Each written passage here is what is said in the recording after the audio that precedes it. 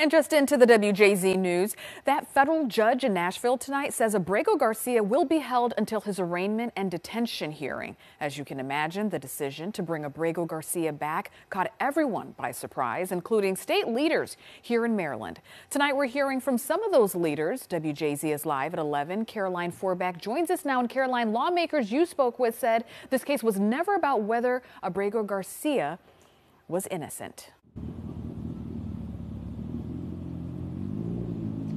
That's exactly right, Nikki. Maryland U.S. Senator Chris Van Hollen said that for him, this was never about proving Kilmar Abrego Garcia's innocence, but about making sure that his constitutional rights were adhered to. Tonight, he says he is glad that Abrego Garcia's case will finally be heard in court. I have repeatedly said, that this is not about the man, Mr. Abrego Garcia. This is about his rights and really the rights of all of us. Nearly 3 months after he was mistakenly deported to El Salvador, the Department of Justice announced Kilmar Abrego Garcia has returned to the U.S. to face federal charges, detailed in a newly unsealed indictment. I've reached out to his family. We've not yet connected. I hope to do that very soon. We've also been in touch with his lawyers because, you know, he had been denied the chance to talk to his lawyers ever since. Both Van Hollen and Congressman Glenn Ivey have called for Abrego Garcia's return and even traveled to El Salvador to meet with him, though Ivey was denied access. You know, at least he's going to have a chance to talk to his lawyers now and hopefully have a chance to start appearing in front of judges here in the United States and get some semblance of due process.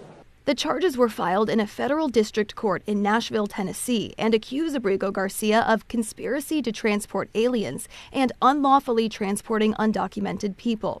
According to the Department of Justice, a grand jury found that Abrego Garcia had a role in an alien smuggling ring that involved children and women over the last decade. Maryland Attorney General Anthony Brown released a statement Friday welcoming Abrego Garcia's return. Brown said, quote, "It is also worth noting that discussions of possible criminal charges only emerged after Mr. Abrego Garcia's wrongful removal." Maryland U.S. Senator Angela Alsobrooks said in a post on X, Kilmar Abrego Garcia should not have been deported. Even the Supreme Court demanded this president follow the law and return him to the U.S. It is right that due process will be afforded to him.